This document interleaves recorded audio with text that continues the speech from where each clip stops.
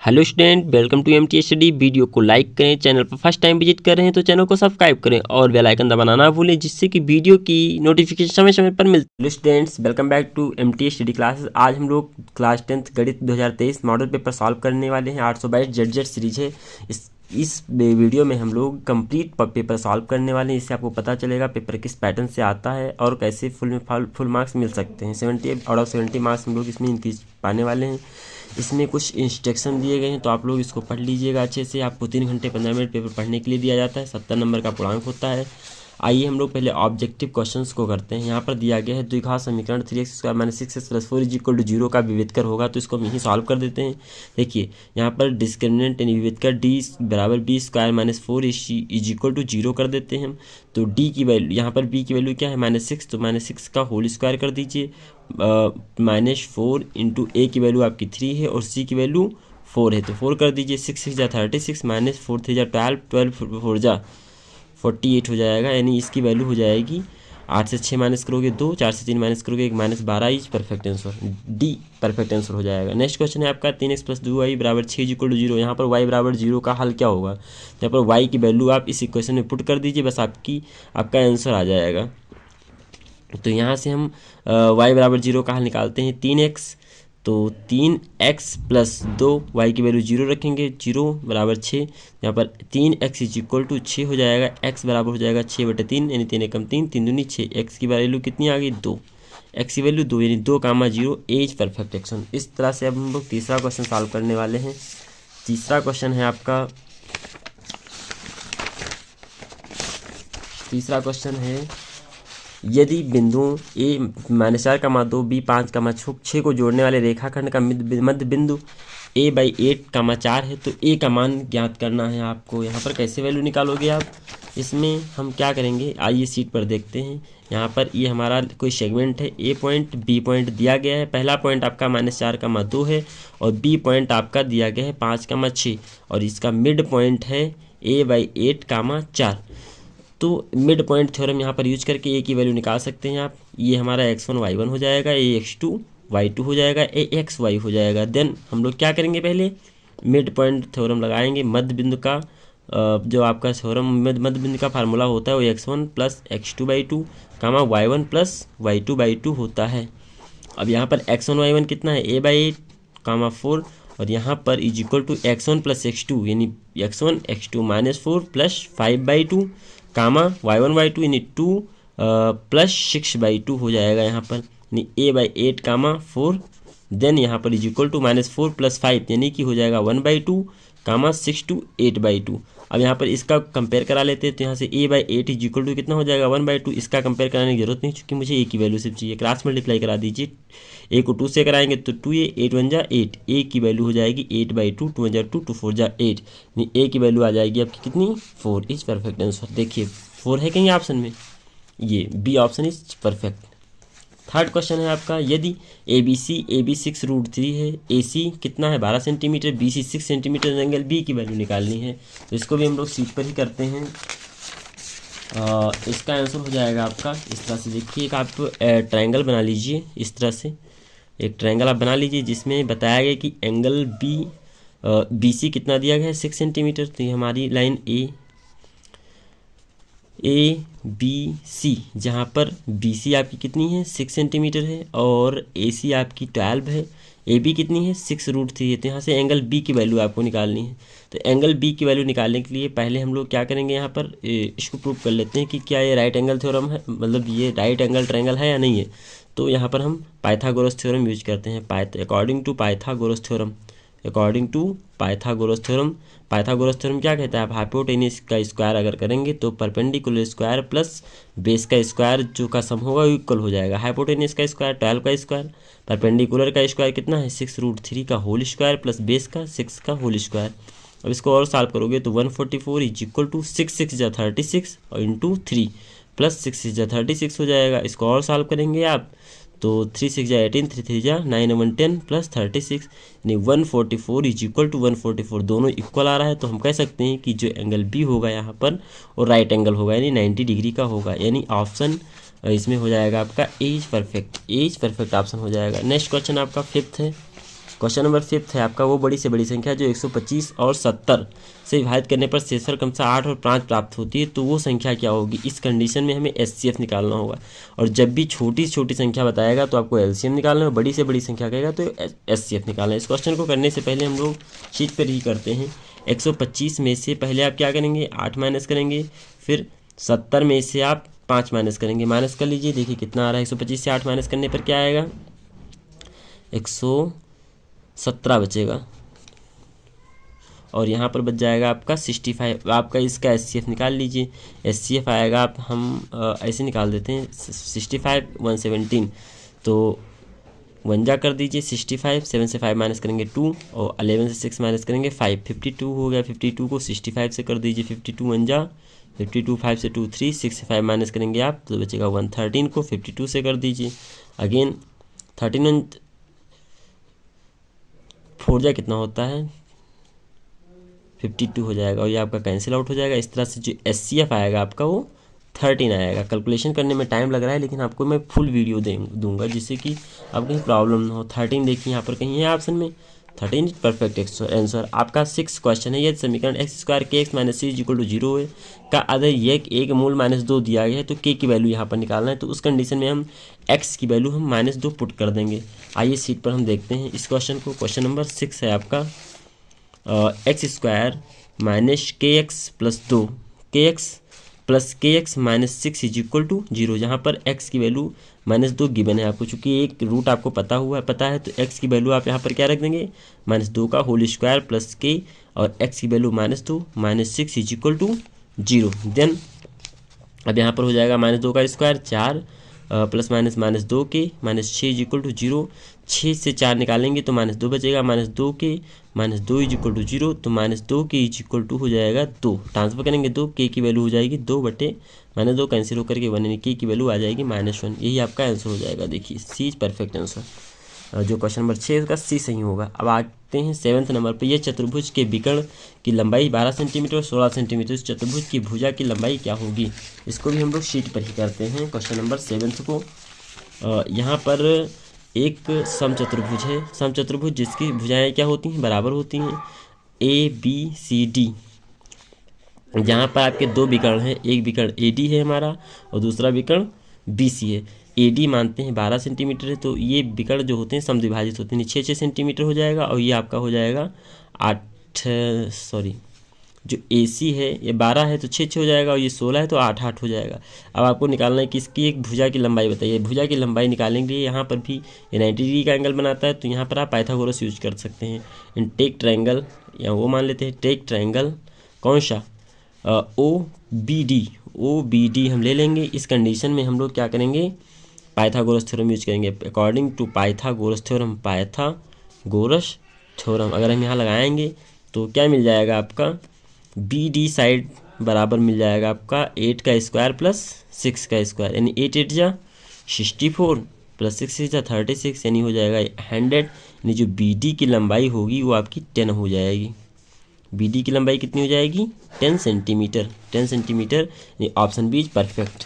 Next question है आपका, यदि साइन थीटा है तो ओनली क्वेश्चन हो जाएगा। यदि साइन थीटा = cos थीटा हो तो थीटा की वैल्यू क्या हो सकती है, 0 से तो बड़ी होनी चाहिए थीटा, और 90 डिग्री से कम होना चाहिए, तो यहाँ पर 45 डिग्री पर वैल्यू दोनों की सेम होती है। B option is correct. संख्या 144 के अभाज्य गुणनखंडों को घातों के योगफल का क्या होगा, तो इसको हम यहीं करके दिखाते हैं शीट पर। क्वेश्चन नंबर 9 यहाँ पर आप देख सकते हैं। 144 का पहले आप गुणनखंड निकालेंगे इस तरह से सिंपल तरीके से। 2 7 जा 14, 2 2 जा 4, 2 3 जा 6, 2 6 जा 12, 2 1 जा 2, 2 8 जा 16। यहाँ पर 2 9 जा 18, 2 9 जा 18, 3 3 जा 9 और 3 1 जा 3, तो 2 की पावर कितनी हुई, 1 2 3 4, 2 की पावर 4 इंटू 3 की पावर 2। अब पूछा है घातों का योगफल क्या होगा, तो घात 4 और 4 2, ये घात कितनी हो जाएगी टोटल 6, तो यहाँ पर C is perfect answer.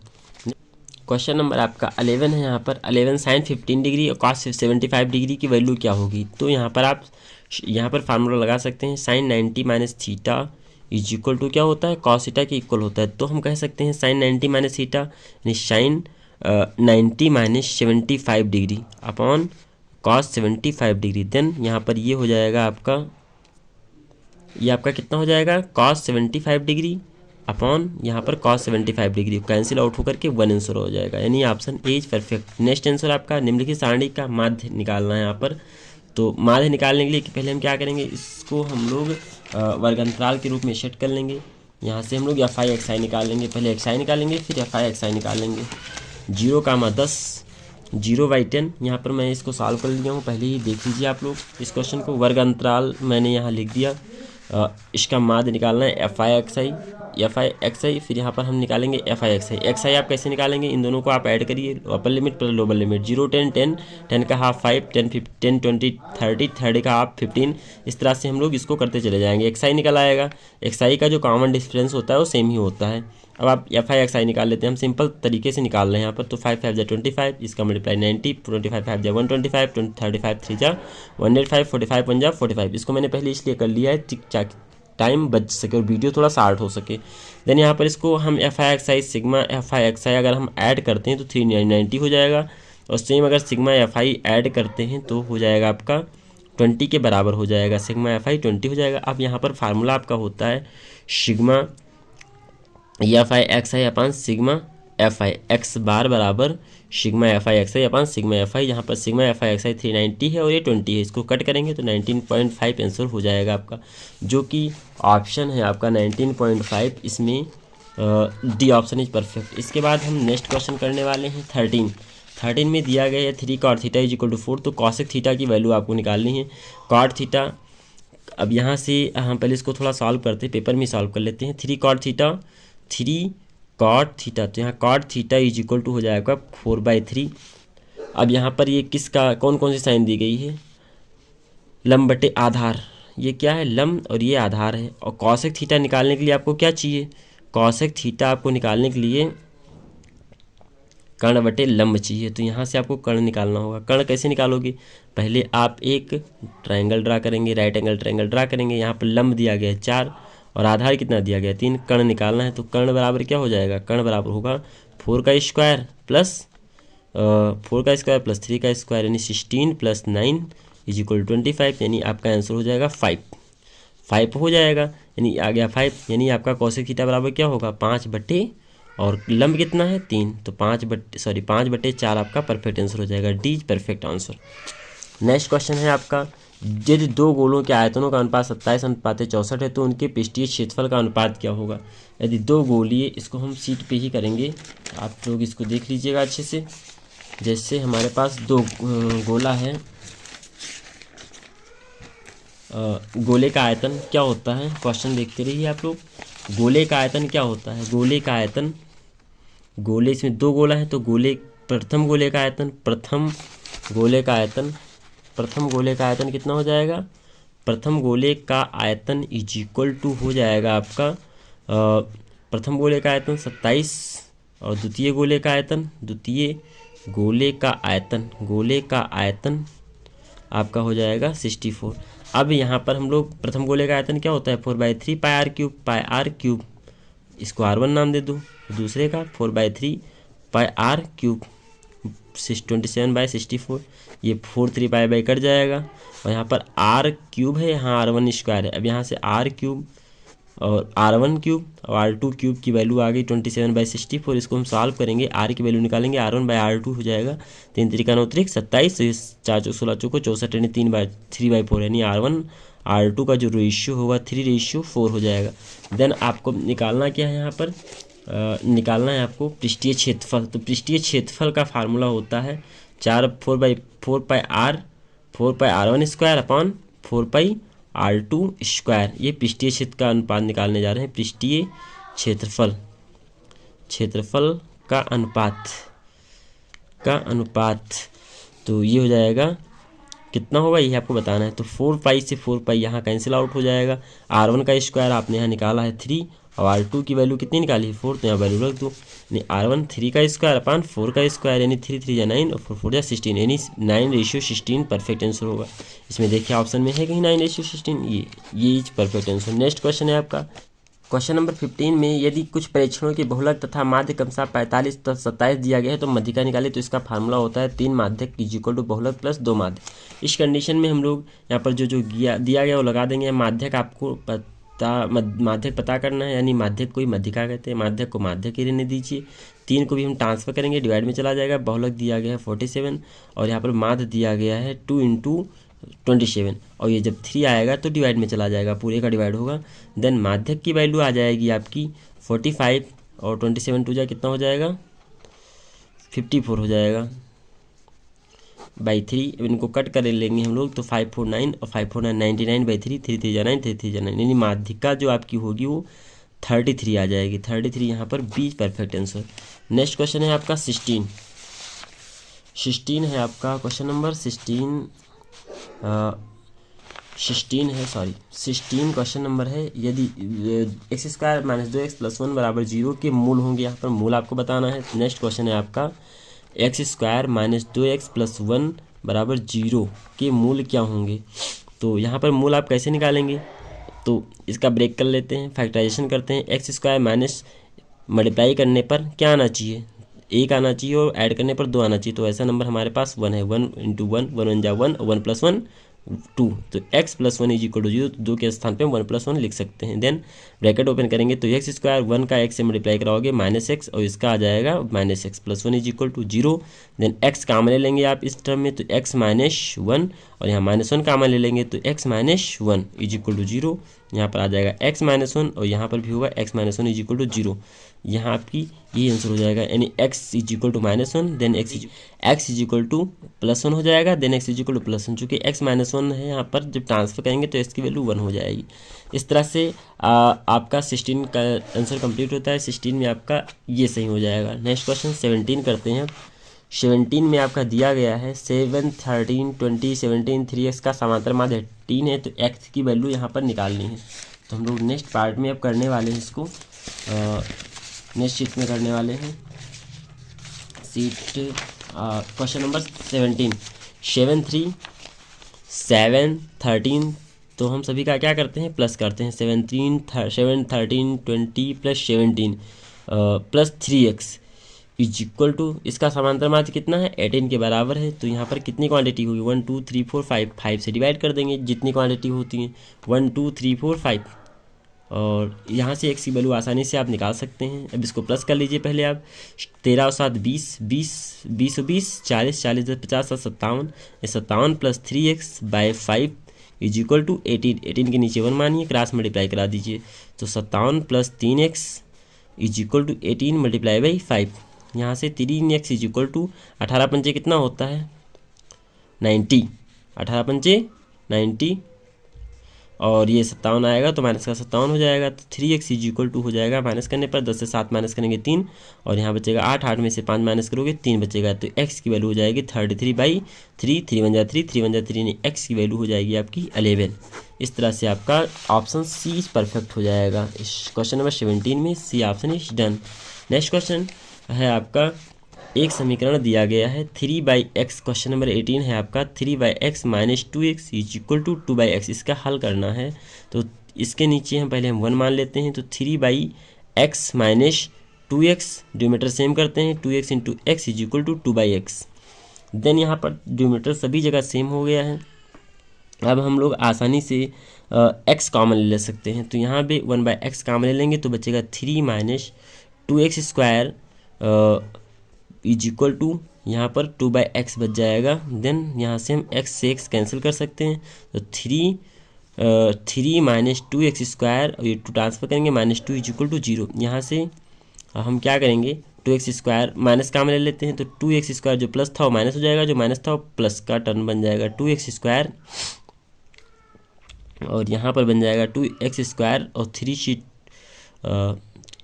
2x² ये -3 हो जाएगा +2 हो जाएगा तो 3 से 2 निकालेंगे +1 = 0। देन x² = हो जाएगा -1/2। तो यहाँ से आप x की वैल्यू आ जाएगी आपकी ±1/2, यानी यहाँ पर डी ऑप्शन इज परफेक्ट हो जाएगा। यहाँ पर नेक्स्ट, अगर दो ट्रायंगल हमारे पास है ABC और PQR, अगर ये दो सिमिलर हैं और इनके जो त्रिभुज के जो भुजाएं समान रेशियो में है 4:7 में है, तो इनके त्रिभुज का अनुपात हम निकालेंगे AB², यानी यहाँ पर AB का जो रेशियो होगा वो PQ रेशियो बराबर होगा। देन यहाँ पर AC का जो रेशियो होगा PR के बराबर होगा और बी सी का जो रेशियो होगा क्यू आर के बराबर होगा, तो हम कह सकते हैं कि A B square upon P Q square जो होगा वो area of triangle A B C area of triangle P Q R के इक्वल होगा। देन ए बी स्क्वायर इसकी साइड देगी 4:7 का whole square is equal to हो जाएगा area of triangle A B C और area of triangle P Q R. तो हम कह सकते हैं कि 4×16 7×7=49 इज परफेक्ट आंसर हो जाएगा, यानी बी ऑप्शन इज करेक्ट हो जाएगा। नेक्स्ट क्वेश्चन है आपका 20। यदि एक वृत्त का क्षेत्रफल परिमाप समांतर संख्यात्मक रूप से समांतर तो वृत्त की त्रिज्या क्या होगी? वृत्त का क्षेत्रफल क्या होता है? पाई स्क्वायर और इसका संख्यात्मक मान और परिमाप अगर सेम है 2πr, परिमाप सेम है तो संख्यात्मक वैल्यू क्या हो जाएगी, सॉरी आर त्रिज्या क्या हो जाएगी? तो यहाँ से पाई कैंसिल, एक आर से एक आर कैंसिल, 2 आ जाएगा, यानी आर की वैल्यू आपकी आ जाएगी 2 is perfect answer. 2 is perfect answer. यहाँ से हम सिर्फ 20 क्वेश्चन आपके OMR वाले टोटल मैंने करवा दिए हैं। इसके बाद जो क्वेश्चन बच रहे हैं आपके अदर 4 मार्क्स वाले, 2 मार्क्स वाले और 6 मार्क्स वाले मैं नेक्स्ट वीडियो में कराने वाला हूँ। तो आप लोग इस वीडियो को कंप्लीट देखिएगा और वीडियो अच्छी लगी हो तो चैनल को सब्सक्राइब कर लेना और दोस्तों के साथ वीडियो को शेयर कर देना। और नेक्स्ट वीडियो पाने के लिए बेल आइकन, चैनल को सब्सक्राइब करके बेल आइकन दबा देना, जिससे कि हमारे आने वाली सभी वीडियो आप लोगों को टाइम टू टाइम मिलती रहे। फर्स्ट क्वेश्चन हमारा है, सिद्ध कीजिए कि √2 एक परमेय संख्या नहीं है, यानी ए का परमेय संख्या है, आपको प्रूव करना है। तो हम लोग सॉल्यूशन स्टार्ट करते हैं। माना कि √2 ए का परमेय संख्या है, जस्ट हम उसका अपोजिट मान लेंगे। तो पहले मानते हैं, माना कि √2 एक परमेय संख्या है, यह एक सभाज्य संख्या है। ये एक क्या है? सभाज्य संख्या है, जो कि संख्या हमारी ए व बी है, ए व बी है जो सभाज्य है। तो हम यहाँ कह सकते हैं कि माना कि √2 है वो a/b के बराबर है, a/b के बराबर है, बट कंडीशन है कि जहाँ b does not is equal to 0 है। b क्या है? 0 के बराबर नहीं। अगर b 0 हो जाएगा तो वो परमेय संख्या हो जाएगी, बट यहाँ आपको परमेय संख्या मानना है। ये इसके बराबर होगा, तो इसका हम क्या करते हैं, दोनों पक्षों का वर्क कर देते हैं। दोनों पक्षों का वर्क करने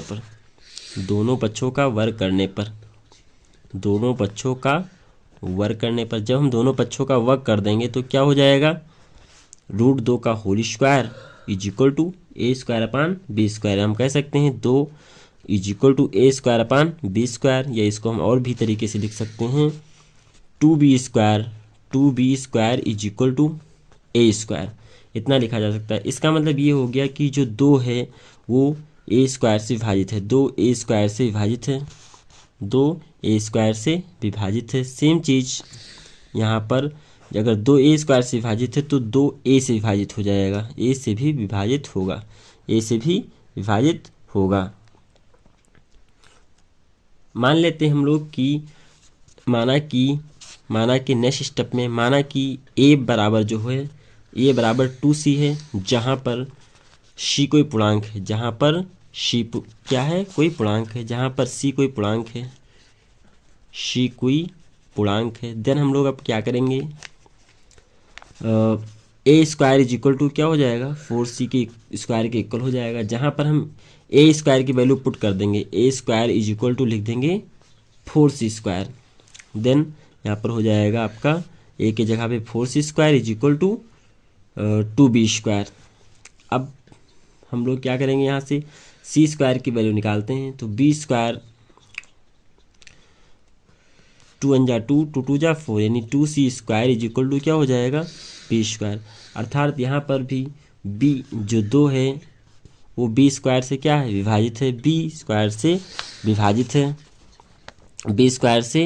विभाजित है। जैसे सेम चीज़ यहाँ पर 2 होगा, वो भी क्या होगा, b से विभाजित होगा। इस प्रकार से a और b दोनों का 2 क्या मिल रहा है, उभयनिष्ठ गुणनखंड मिल रहा है। यहाँ लिख दीजिए अतः 2 उभयनिष्ठ गुणनखंड है AB का, उभयनिष्ठ गुणनखंड है AB का, उभयनिष्ठ गुणनखंड है किसका, A और B का। गुणनखंड ये और B का है, A और B का है। और हमने माना क्या था कि A और B का A की भी गुणनखंड नहीं है, अतः हमने जो माना था उस तथ्य का विरोधाभास हो रहा है।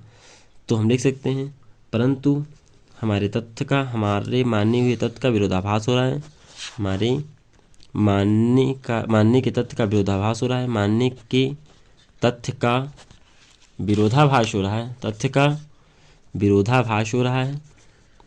विरोधाभास हो रहा है, अतः हम कह सकते हैं, अतः हम कह सकते हैं कि √2 जो होगा एक परिमेय संख्या नहीं होगी। √2 एक परिमेय संख्या नहीं होगी, अर्थात अपरिमेय होगी। √2 एक परिमेय संख्या नहीं होगी, नहीं होगी प्रूव्ड। ये बहुत ही इंपॉर्टेंट क्वेश्चन है, लगभग हर एक एग्जाम में ये क्वेश्चन बार बार पूछा जाता है, तो आप लोग इस क्वेश्चन को 1-2 बार सॉल्व करिएगा। सेकेंड क्वेश्चन है आपका PQR में एंगल Q 90 डिग्री, यदि tan P 1/√8 है तो sin P cos R plus cos P sin R की वैल्यू निकालना है। तो आइए हम लोग शीट पर करते हैं इस क्वेश्चन को।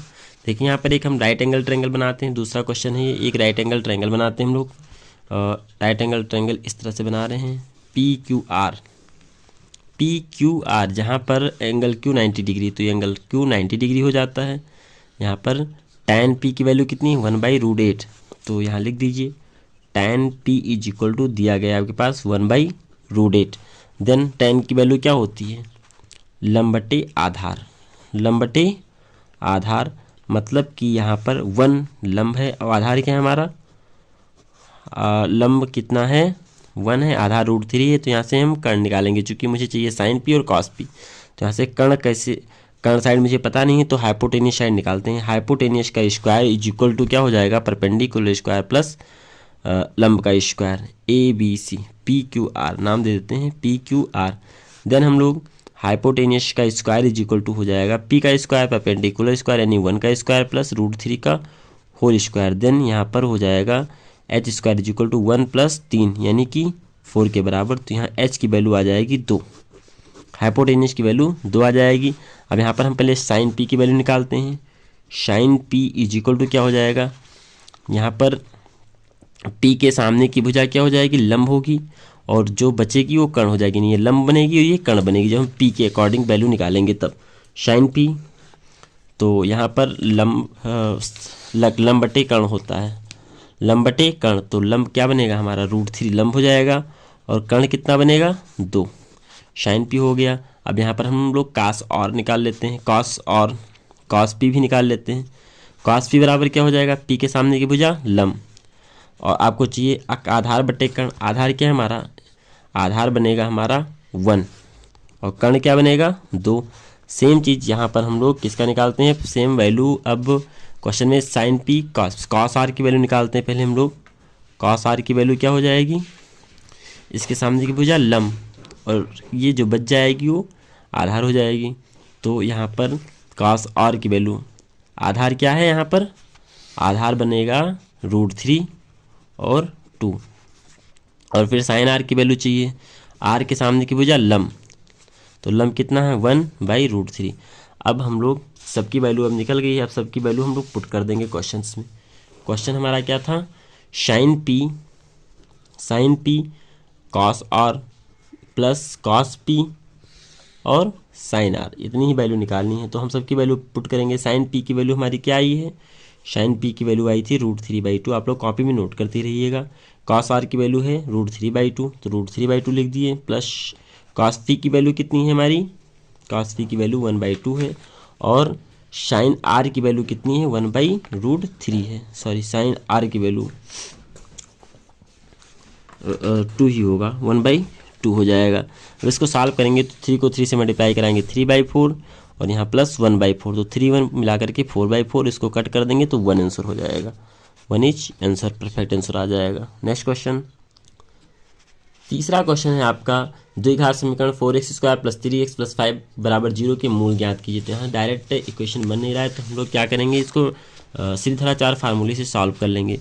थर्ड क्वेश्चन है आपका, श्रीधराचार्य सूत्र यहाँ लगा दीजिए, using Shridharacharya formula, Shridharacharya formula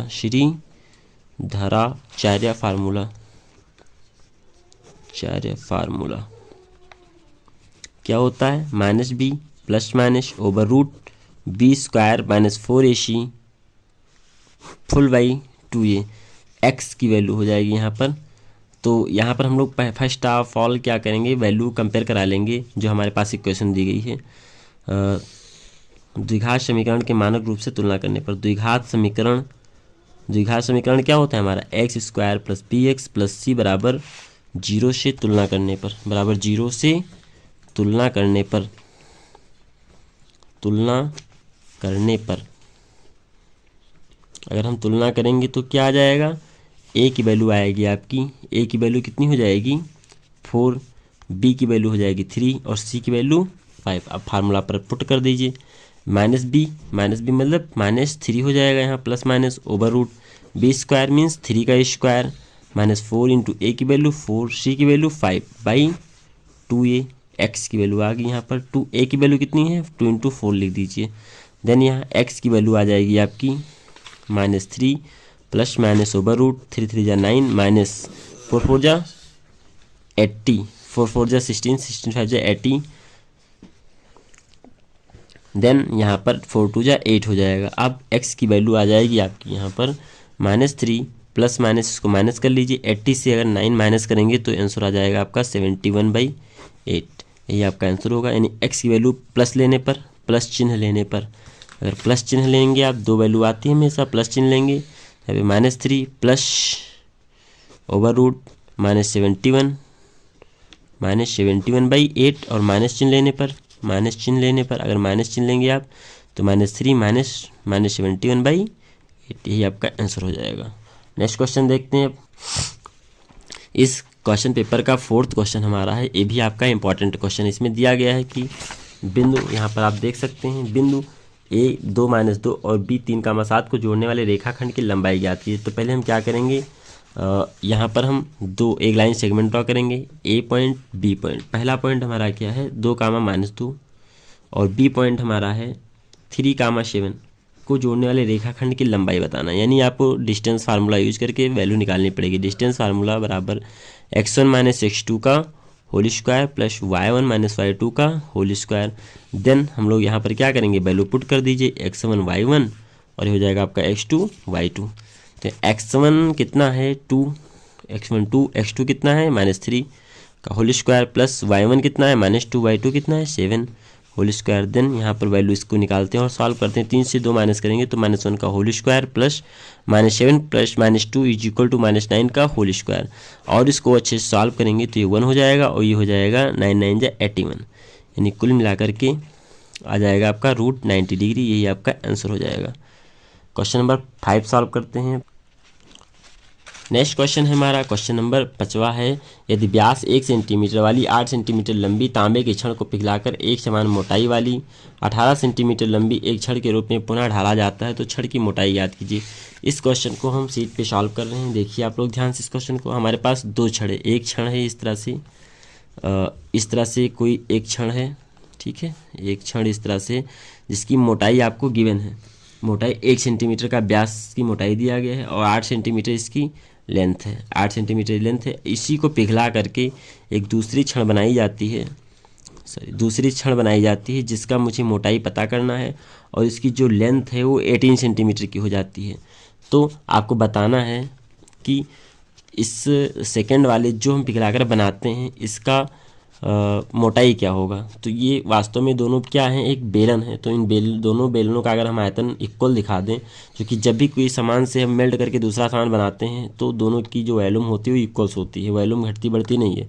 तो हम दोनों की वॉल्यूम्स को अगर इक्वल दिखा देंगे तो उस कंडीशन में हमारा जो सेकेंड का मोटाई है, डायमीटर पूछा गया है, वो आपको मिल जाएगा। तो यहाँ पर क्या क्या दिया गया है लिख दीजिए। दिया गया है पहले, अब आप इसको लिख लीजिएगा। दिया गया पहले छड़ की जो लंबाई है 8 सेंटीमीटर था, उसका व्यास 1 सेंटीमीटर है। अगर व्यास आपका 1 सेंटीमीटर है तो त्रिज्या कितनी हो जाएगी, त्रिज्या आपकी हो जाएगी 1/2 सेंटीमीटर। देन आगे आपसे बताया गया जब दूसरा, और इसको हम R1 नाम दे देते हैं क्योंकि 2 त्रिज्याएँ बनेगी। फिर दूसरे का त्रिज्या मुझे पता नहीं है, पिघलाने के बाद जो छड़ का है, दूसरे छड़ की त्रिज्या, दूसरे छड़ की लंबाई, दूसरे छड़ की लंबाई कितनी दी गई है 18 सेंटीमीटर। दूसरे छड़ की त्रिज्या R2 इसको मान लेते हैं। R2 आपको नहीं पता है, आपको वही निकालना है। देन हम लोग यहाँ पर क्या करेंगे, इसमें हम लोग क्या करने वाले हैं आगे, यहाँ पर सॉल्व कर लेते हैं आगे हम लोग। दूसरे की त्रिज्या कैसे निकालेंगे, दोनों का आयतन क्या होगा, सेम होगा। पहले बेलन का आयतन या पहले क्षण का आयतन इज इक्वल टू दूसरे क्षण का आयतन, पहले क्षण का आयतन इज इक्वल टू दूसरे सेकंड क्षण का आयतन, सेकंड क्षण का वॉल्यूम। अब हम लोग क्या करेंगे, पहले क्षण का आयतन क्या हो जाता है, पाई आर स्क्वायर एच, दूसरे का क्या हो जाएगा, पाई आर टू स्क्वायर एच। यहाँ से पाई पाई कैंसिल हो जाएगा। पहला R1 की वैल्यू कितनी दी गई है, A1/2 का होल स्क्वायर इंटू एच की वैल्यू है आपके पास, हाइट गिवन है, हाइट कितनी दी गई थी 8 सेंटीमीटर इज इक्वल टू, यहाँ पर रेडियस ही आपको निकालना है, हाइट यहाँ पर 18 गिवन है। देन यहाँ पर हम लोग क्या करेंगे, 1/2 इसका ब्रैकेट ओपन करेंगे तो 1/2 2 जा 4 हो जाएगा इंटू 8 हो जाएगा। देन यहाँ R2 का स्क्वायर इंटू 18 ही होगा, 4 1 जा 4, 4 2 जा 18, यानी यहाँ बचेगा 2, 18 को ट्रांसफर करेंगे तो 18 हो जाएगा डिवाइड में 2/18। देन यहाँ पर हो जाएगा R2 का होल स्क्वायर। अब यहाँ और कट कर लेंगे, 2 1 जा 2, 2 9 जा 18, यानी 1/9 हो जाएगा यहाँ पर R स्क्वायर। आपको चाहिए R की वैल्यू तो R2 की वैल्यू हो जाएगी 1/3, चूँकि 3 3 या 9 होता है, या R2 की वैल्यू आ गई। आपको चाहिए मोटाई, तो मोटाई जो होती है वो डायमीटर होती है, तो डायमीटर बराबर क्या होता है 2R। देन यहाँ पर 2 इंटू 1/3 कर देंगे और आपका फाइनल आंसर आ गया 2/3 सेंटीमीटर, यही आपका फाइनल आंसर होगा। यानी उस दूसरे वाले बेलन की जो मोटाई होगी वो कितनी हो जाएगी, 2/3 हो जाएगी। इस तरह से दूसरे वाले बेलन की जो मोटाई होगी ये मोटाई कितनी है, 2/3 सेंटीमीटर है, ये आपका आंसर। नेक्स्ट क्वेश्चन है आपका, निम्नलिखित सारणी का माध्य ज्ञात कीजिए। ये बहुत ही इंपॉर्टेंट क्वेश्चन है, हर एक एग्जाम में, हर साल एग्जाम में पूछा जाता है, 2 नंबर का। देखिए वर्ग अंतराल दिया गया 10 से 25, 25 से 40, 40 से 55, 55 से 70, 70 से 85, 85 से, इसके बीच का जो डिफरेंस होता है वो इक्वल होता है मोस्टली, और बारंबारता भी दिया गया है। तो यहाँ हम माध्य कैसे निकालेंगे, माध्य का 3 तरीके होते हैं, तीनों तरीके में से कोई भी तरीका आप यूज करके माध्य निकाल सकते हैं। हम एक तरीका आपको सिंपल तरीका सिखा रहे हैं। देखिए स्टार्टिंग में पहले हम इसको अच्छे से लिख लेंगे इस तरह से, पहला हम वर्ग अंतराल लिखेंगे, फिर बारंबारता लिखेंगे, फिर एक्साई कैसे निकालेंगे। एक्साई निकालने के लिए मुझे क्या करना पड़ता है, अपर लिमिट प्लस लोअर लिमिट दोनों लिमिट को ऐड करेंगे और उसका हाफ कर देंगे तो एक्साई निकलता चला जाएगा। इस तरह हम सभी का ऐसे एक्साई निकालते जाएंगे। फिर यहाँ से हम लोग ए निकालेंगे, डीआई निकालेंगे। डीआई निकालने के लिए एक्साई में से ए निकालना पड़ता है। ए क्या होता है, इनमें से कोई भी नंबर आप ए सिलेक्ट कर लीजिए, उससे आपको माइनस करते रहना है। जैसे मैंने 16 2.5 बीच का नंबर हम मोस्टली सिलेक्ट करते हैं, आप जो चाहें वो नंबर सिलेक्ट कर सकते हैं। यहाँ से मैंने 62.5 सिलेक्ट किया, हम एक्साई में से ए ना माइनस करेंगे, ये हमारा ए हो गया। मैंने ऑब्जर्वेशन कर लिया ए को, तो 17.5 में से हम पहले ए माइनस करेंगे तो 45, ऐसे 32.5 में से 62.5 माइनस करेंगे 30 आएगा। इस तरह से आपका आंसर ये आ जाएगा 30 तक। फिर हम क्या करेंगे, FI/DI निकालेंगे। FI/DI मतलब आपके पास जो बारंबारता थी, जो DI है उसका मल्टीप्लाई करेंगे, तो इसका मल्टीप्लाई कर लेते हैं। 45 2 जा 90, 30 3 90, 15 7 105, और सब के सब माइनस हो गए, जो plus minus minus plus minus minus, 0 को इससे मल्टीप्लाई कराएंगे 0, 15 को 6 से कराएंगे 90, 30 को 6 से कराएंगे 180। अब इसको हम ऐड करेंगे, इनको माइनस वाले को ऐड कर लेंगे और प्लस वाले को ऐड कर लेंगे, फाइनली हम माइनस करेंगे तो आपके पास 15 आ जाएगा। FI/DI की वैल्यू कितनी होगी, 15। अब आपके पास फार्मूला होता है x bar is equal to A plus sigma FI/DI, माध्य निकालने का फार्मूला होता है 5 सिग्मा FI। देन यहाँ पर x बार की वैल्यू हो जाएगी, एक हमने सिलेक्ट किया 62.5, और FI/DI हमारा आया था 15, और ये 30 -15, और बारंबारता हमारा इसका सम आ रहा है 30। तो हम लोग क्या करेंगे, इसको लिख देंगे, फिर कट करा देंगे, 15 1 जा 15, 15 2 जा 30, 0.5 पे बच जाएगा। 62.5 आपके पास था, 62.5 में से 0.5 निकाल देंगे तो 62 आपका आंसर हो जाएगा। इस तरह से आपके 2 मार्क्स के क्वेश्चन फिनिश्ड होते हैं। अब आगे हम लोग क्वेश्चन बी का सिद्ध कीजिए, मैंने ये सब अपने वीडियो में करा दिए हैं। इसके बाद हम लोग आ जाते हैं क्वेश्चन नंबर 22 पर। 22 क्वेश्चन पे निम्नलिखित में से किसी 5 खंडों के उत्तर आपको देने हैं। 5 खंडों में से हमारा पहला क्वेश्चन है, क्या समीकरण x + 2y - 4 = 0 तथा 2x + 4y - 12 = 0 दो रेल पटरियों को निरूपित करते हैं, इसे ज्यामितीय विधि से व्यक्त कीजिए। रेल पटरी क्या होती है, एक दूसरे के क्या होती है, पैरेलल होती है। रेल पटरी हमेशा एक दूसरे के पैरेलल जाती है, मतलब ये लाइनें कभी मैच मिलती नहीं हैं, पैरेलल लाइन होती हैं। तो आपको दिखाना है कि ये लाइनें क्या पैरेलल हैं या नहीं है, आपको निर्देशांक ज्यामिति पर प्रूव करके दिखाना होगा। तो आइए हम क्वेश्चंस को स्टार्ट करते हैं। हमने सॉल्यूशन कर लिया है, तो आप लोग यहाँ आप देख लीजिए ध्यान से। फर्स्ट इक्वेशन मैंने बनाया x + 2y - 4 = 0, समीकरण फर्स्ट मैंने मान लिया। दूसरा समीकरण मैंने माना 2x + 4y - 12 = 0। मैंने क्वेश्चन इसलिए कर ली है ताकि समझाने में आसानी हो और क्वेश्चन जल्दी हो जाए। अगर मैं आपके सामने कैलकुलेशन यहाँ बैठ कर करूँगा तो फिर टाइम ज़्यादा लग जाएगा, वीडियो लॉन्ग हो जाएगी, इससे आपका टाइम बर्बाद होगा। हम लोग फास्ट क्वेश्चंस को कर लेते हैं।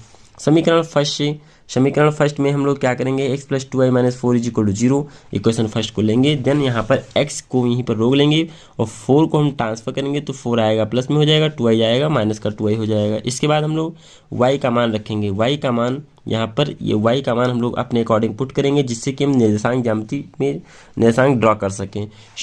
हम y की वैल्यू पहले 0 पुट करेंगे, अगेन 1 पुट करेंगे। जब y की वैल्यू अगर हम 0 पुट करेंगे तो यहाँ पर x का x रहेगा, 4 का 4 रहेगा, y 2 0 0 हो जाएगा। देन x की वैल्यू 4 आ जाएगी। सेकंड में हम y की वैल्यू 1 पुट कर लेते हैं। अगर y की वैल्यू 1 पुट करेंगे तो 4 का 4 ही रहेगा, 2 1 2 हो जाएगा। देन 4 से 2 माइनस करेंगे तो 2 आ जाएगा आपका। इस तरह से हमारे निर्देशांक बनेंगे, x की वैल्यू 4 और 2 बन जाएगा आपका। ये देखिए x की वैल्यू 4 आई है, 2 आई है और y की वैल्यू 0 1 मैंने पुट कर दी थी। आपका निर्देशांक बनेगा x y 4, 0 और 2, 1। पहले इक्वेशन का निर्देशांक आपका बन गया। ऐसे ही दूसरे इक्वेशन का निर्देशांक सेम ऐसे ही बनाना पड़ेगा आपको। समीकरण सेकंड लेंगे तो 2x + 4y - 12 = 0। देन यहाँ से 2x को रोक लेते हैं, 12 - 4y ट्रांसफर करते हैं। देन x 2 यहाँ पर कॉमन ले लेते हैं, 2 कॉमन लेंगे तो यहाँ 6 बचेगा, यहाँ 2y बचेगा, 2 से 2 कैंसिल हो जाएगा। x की वैल्यू 6 - 2y वही आ जाएगी। देन यहाँ पर हम वैल्यू पुट करते हैं। अगेन y का मान हम 0 2 रख देते हैं। 0 और 2 रखने पर जैसे यहाँ पर 6 - 2y तो 6 का 6 रहेगा, 2y जब 0 रखेंगे तो 2 0 0 हो जाएगा। इस तरह से x की वैल्यू 6 आ जाएगी। देन यहाँ पर y की वैल्यू अगर हम 2 रखेंगे तो 2 2 4 होगा, 6 से 4 माइनस करेंगे 2 आ जाएगा। यहाँ पर आपकी कोऑर्डिनेट बनेगी 6, 0 और 2, 2 दो कोऑर्डिनेट यहाँ बन जाएगा। अब हम लोग इसकी ड्राइंग करते हैं, ज्यामितीय फिगर में दिखाना है। ज्यामितीय निरूपण हम लोग ड्राइंग कर लेते हैं। x पॉइंट पर ये प्लस पॉइंट होता है x का, ये भी प्लस पॉइंट होता है, ये माइनस होता है, ये लाइन माइनस एक्सिस होती है। तो हम लोग लाइन पॉइंट्स को ड्रा कर लेते हैं। फिर इसके बाद हम लोग कोऑर्डिनेट को दिखाते हैं। पहला कोऑर्डिनेट हमारा था 4, 0 यानी x एक्सिस का तो 4 रहेगा, y एक्सिस का क्या रहेगा 0, तो x एक्सिस का 4 और y का 0। इस तरह से हमारा पहला पॉइंट यहाँ आ जाएगा और दूसरा पॉइंट हमारा बनेगा 2, 1 x एक्सिस का 2 रहेगा, 2 y का 1 रहेगा। तो इस तरह से हमारा दूसरा पॉइंट ये बन जाएगा। फिर हम इस लाइन को मिला देंगे। देन हमारा दूसरा पॉइंट 6, 0 तो पहला तो यही रहेगा, दूसरा ये पॉइंट हो जाएगा। फिर इसको मिला देते हैं। इस तरह से हमारी पूरी लाइन ड्रॉ हो जाएगी और दोनों लाइन क्या है, पैरेलल हैं। इस तरह से हम कह सकते हैं कि ये जो ज्यामितीय निरूपण है पैरेलल लाइन की है। नेक्स्ट क्वेश्चन हम आगे सॉल्व। इसी सीरीज में हम दूसरा क्वेश्चन करते हैं। 2 व्यक्तियों का आय का अनुपात अगर 9:7 है तो उनके खर्चों का अनुपात 4:3 दिया गया। यदि इनमें से प्रत्येक व्यक्ति प्रति माह 2000 रुपये बचा लेता है तो उनकी मासिक आय ज्ञात कीजिए।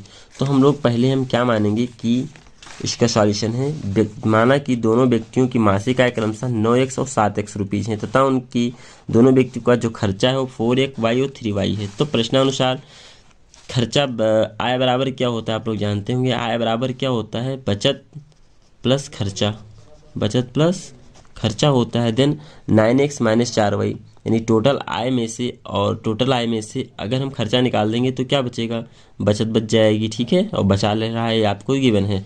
इसी प्रकार से 7x - 3y = 2000 हो जाएगा। इस तरह से आप हमारे फर्स्ट सेकंड इक्वेशन बन जाएंगे।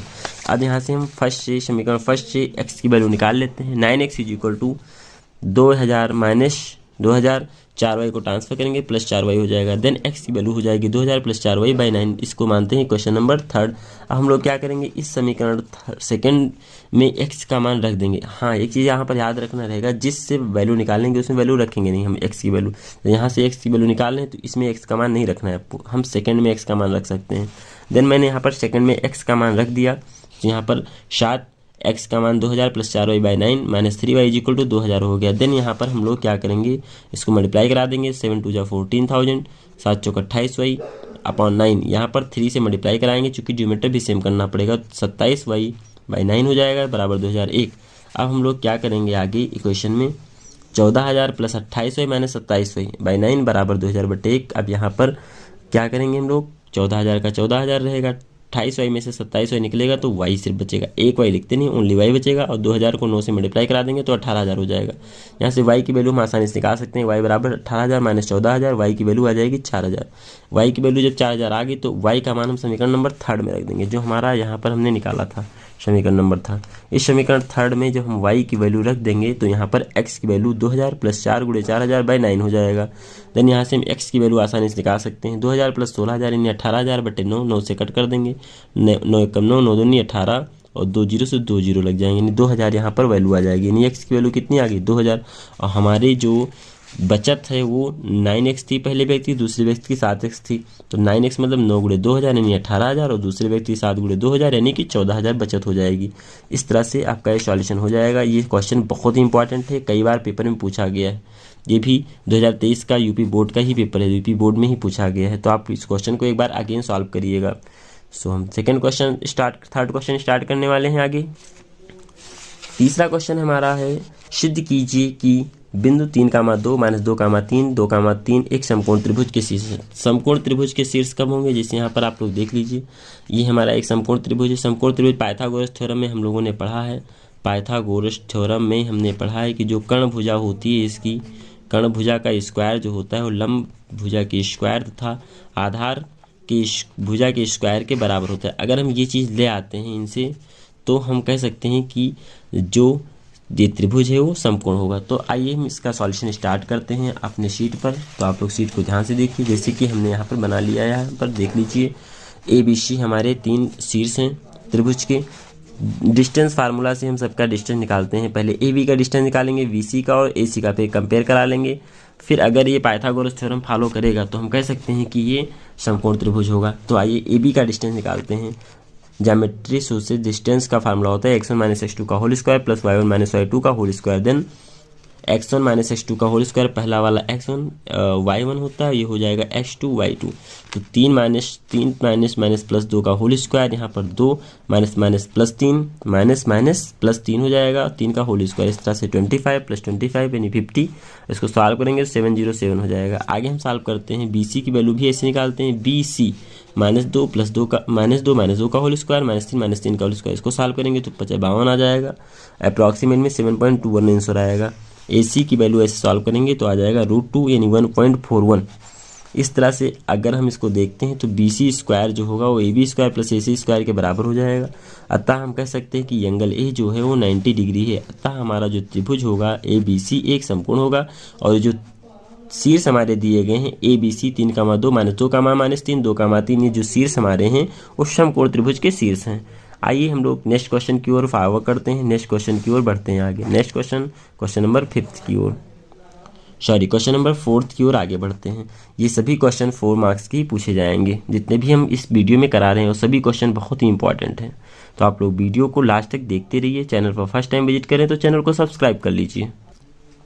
आइए हम लोग नेक्स्ट क्वेश्चन करते हैं। क्वेश्चन नंबर है आपका, क्वेश्चन नंबर 5 है, चित्र में दिए गए OA.OB OC.OD है, तो सिद्ध कीजिए angle A is equal to angle C, angle B, angle D इक्वल होंगे। तो हम लोग यहाँ पर सिमिलरिटी दिखाएंगे दोनों ट्रायंगल। यहाँ पर हमारे 2 ट्रायंगल बन रहे हैं AOD और दूसरा OCB। यहाँ पर क्या क्या दिया गया है, यहाँ पर इनडायरेक्ट तरीके से यहाँ पर जो साइड्स के रेशियो सेम रेशियो में दिए गए हैं तहाँ और एक एंगल मुझे मिल रहा है। तो हम कह सकते हैं कि एंगल साइड एंगल से ये क्या होगा, एंगल साइड से ये हमारा जो है सिमिलर होगा, दोनों ट्रायंगल सिमिलर होंगे। और जब दोनों ट्रायंगल सिमिलर होंगे तो इनके साइड्स भी इनके एंगल्स भी क्या होंगे, इक्वल्स होंगे। तो हम ऐसा कह सकते हैं। तो आइए हम इसको सॉल्यूशन स्टार्ट करते हैं शीट पर। देखिए क्वेश्चन में मैंने क्वेश्चंस को नोट कर लिया है, यहाँ पर गिवन है क्वेश्चन नंबर ये 4 है आपका। गिवन है OA.OB OC.OD है, तो हम OA.OB को हम इस तरह से भी लिख सकते हैं, OA/OC। जो OA है OA/OC को ट्रांसफर करेंगे तो OC इस तरह से हो जाएगा। सेम चीज़ OD को यहीं रहने दीजिए, OB को हम ट्रांसफर करेंगे तो OB इस तरह से हो जाएगा। ये भी हमारा एक रूप से एक गिवन ही है, ठीक है, गिवन है। सो हम लोग ट्रायंगल स्टार्ट करते हैं क्वेश्चन। ट्रायंगल AOD तथा ट्रायंगल BOC को ले लेते हैं। अब हम लोग क्या करेंगे, यहाँ पर जो दिया गया वो ले लेते हैं। यहाँ पर देखिए एंगल O और एंगल O दोनों इक्वल होंगे, क्यों, चूँकि शीर्ष अभिमुख कोण है। तो यहाँ लिख दीजिए angle AOD is equal to angle COB ये इक्वल होंगे। क्यों? क्योंकि शीर्षाभिमुख कोण है। यहाँ लिख दीजिए शीर्षाभिमुख कोण, शीर्षाभिमुख कोण है। नेक्स्ट आपका ये दोनों साइड्स का रेशियो सेम दिया गया तो वो भी लिख दीजिए। ओ ए अपान ओ सी जो होगा ओ डी अपान ओ बी के सेम रेशियो में होगा।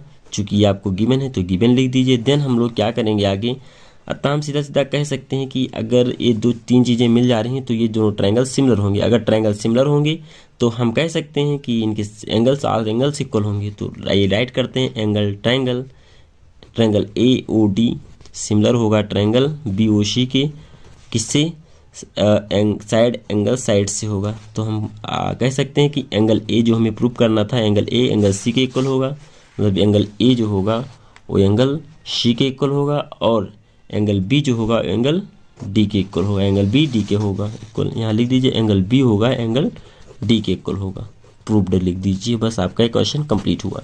नेक्स्ट क्वेश्चन फिफ्थ है, बहुत ही इंपॉर्टेंट क्वेश्चन है, उसको आप ध्यान से देखिएगा। नेक्स्ट क्वेश्चन हम क्वेश्चन नंबर 5 की ओर मूव कर रहे हैं। आइए क्वेश्चन 5 देखते हैं। ये बहुत ही इंपॉर्टेंट क्वेश्चन है। ये भूमि के एक बिंदु P से एक 10 मीटर ऊंचे भवन के शिखर का उन्नयन कोण अगर 30 डिग्री है, भवन के शिखर पर एक ध्वज लगा हुआ है, ध्वज के शिखर का P से उन्नयन कोण 45 डिग्री है, तो ध्वज की लंबाई तथा बिंदु P की भवन से दूरी ज्ञात करनी है आपको। ये बहुत ही इंपॉर्टेंट क्वेश्चन है आपका। तो आइए हम लोग इसको शीट पर देखते हैं। यहाँ पर क्वेश्चन को पढ़ते रहेंगे हम लोग। क्वेश्चन में दिया गया है भूमि के एक बिंदु से P बिंदु से, भूमि के एक बिंदु, भूमि पर बिंदु कहाँ है P, यहाँ पर एक बिंदु है P जहाँ पर 10 मीटर ऊंचे एक शिखर का उन्नयन कोण 30 डिग्री है। यहाँ पर ऊंचा आपका शिखर है, ये भवन का ऊंचा शिखर यहाँ पर ए बी हमारा भवन है जिसका शिखर बी है। तो बी से पी की ओर देखने पर 30 डिग्री का कोण बना रहा है। आगे भवन के शिखर पर एक ध्वज लगा हुआ है, यहाँ पर एक ध्वज है बी पी, बी डी हमारा क्या है, एक ध्वज है। ध्वज से जब हम उन्नयन कोण देखते हैं पी बिंदु से, तो ध्वज का उन्नयन कोण डी से 45 डिग्री बन रहा है। ध्वज की लंबाई पता करनी है आपको। ध्वज की लंबाई क्या होगी, यानी बी और डी निकालना है और भवन से दूरी याद करनी है। पी की भवन से दूरी याद करनी है, यानी ए से पी की डिस्टेंस निकालनी है, ए डी की डिस्टेंस निकालनी है। इतना काम करना है। तो हम लोग आइए कुछ लिख देते हैं। माना ए बी भवन की ऊंचाई, ए बी भवन की ऊंचाई है, यहाँ लिख दीजिए माना ए बी क्या है, भवन की ऊंचाई है, तब बी डी ध्वज लगा हुआ है। तो पी ए डी लेने पर पहला ट्रायंगल हम लोग, दो ट्रायंगल बन रहे हैं। एक तो बन रहा है पी ए डी, पहला ट्रायंगल ये आपका पी ए डी, और दूसरा ए डी पी बन रहा है। तो पहले हम पी ए डी लेते हैं। पी ए डी में tan 30 degree is equal to हो जाएगा हमारा यहाँ पर, एक मिनट,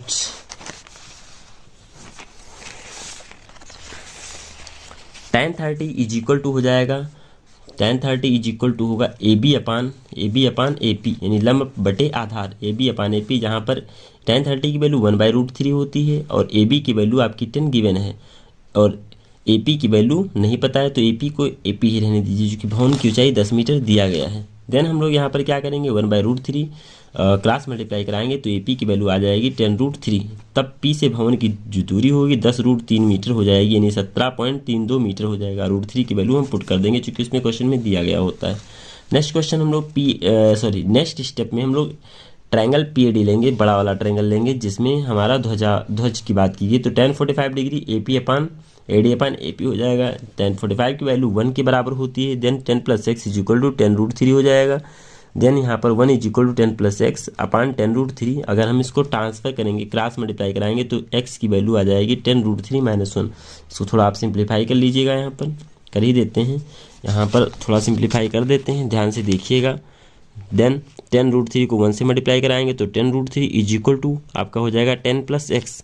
यहाँ से आपको निकालना है x की वैल्यू, तो x इज इक्वल टू हो जाएगा 10√3 - 10। तो यहाँ से x 10 कॉमन ले लेते हैं तो यहाँ बच जाएगा आपका √3 - 1, जो कि यहाँ पर लिखा गया है। यहाँ पर √3 की वैल्यू आप पुट करेंगे 7.32 आंसर हो जाएगा आपका मीटर।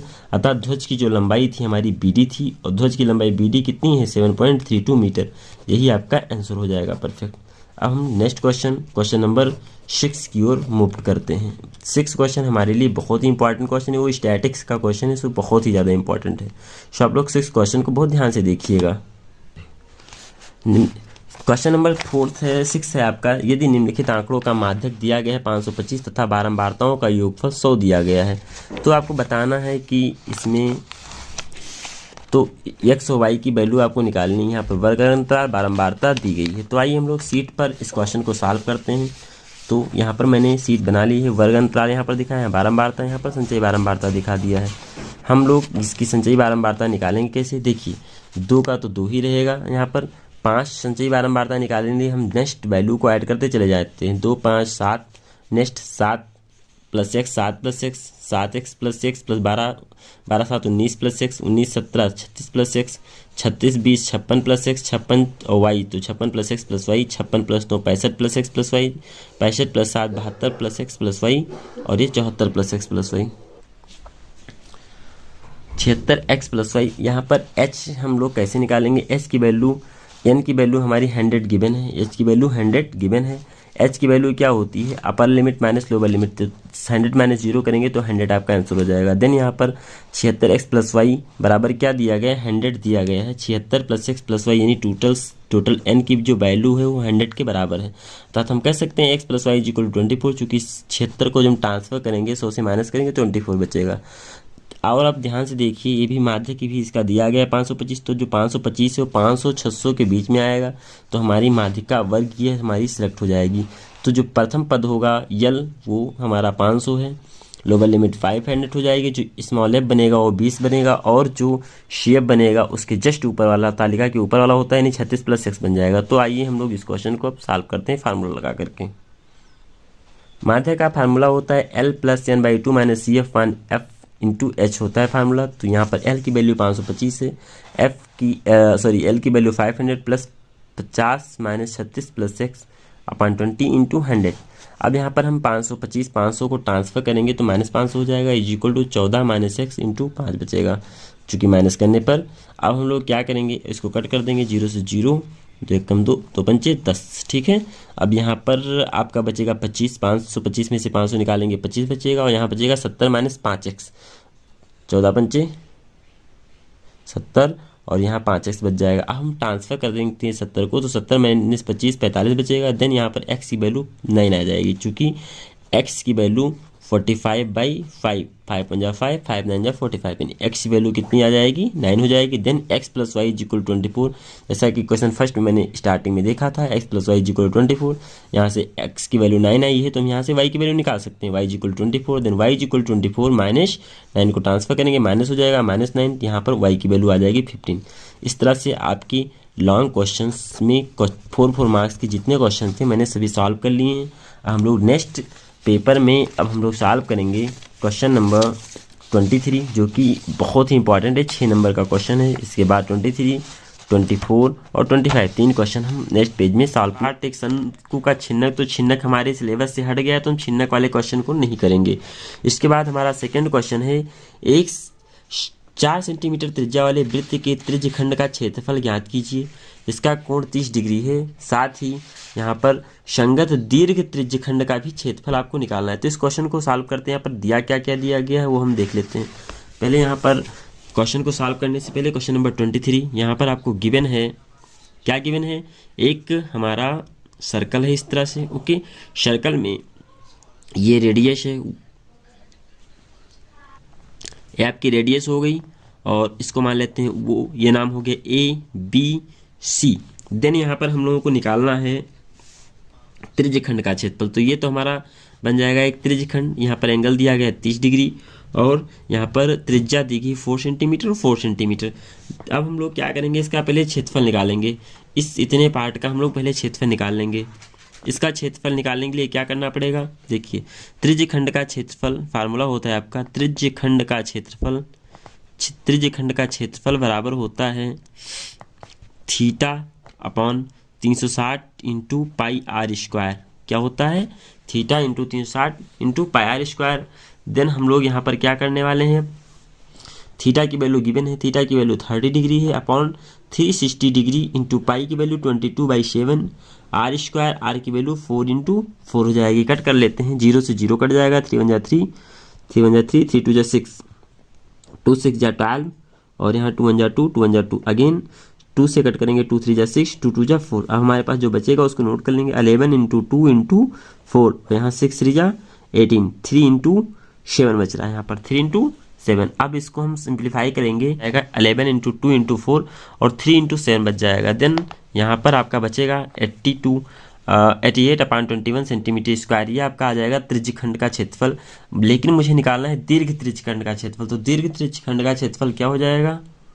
दीर्घ त्रिज्यखंड का क्षेत्रफल क्या होगा? ये पूरे जो हमारा सर्कल था, जैसे हमारा सर्कल है तो पूरे सर्कल का, अगर पूरे सर्कल की एरिया ले लें और जो हम लोग लघु त्रिज्यखंड का क्षेत्रफल निकालें, इसका क्षेत्रफल अगर घटा दें, पूरी एरिया में से इतना घटा दे तो हमारा क्या बचेगा? तो जो ये एरिया है मुझे पता चल जाएगी, दीर्घ त्रिज्यखंड का क्षेत्रफल पता चल जाएगा। तो हम वही काम करने वाले हैं। मैंने लघु त्रिज्यखंड का क्षेत्रफल निकाल लिया, दीर्घ त्रिज्यखंड का क्षेत्रफल निकालते हैं।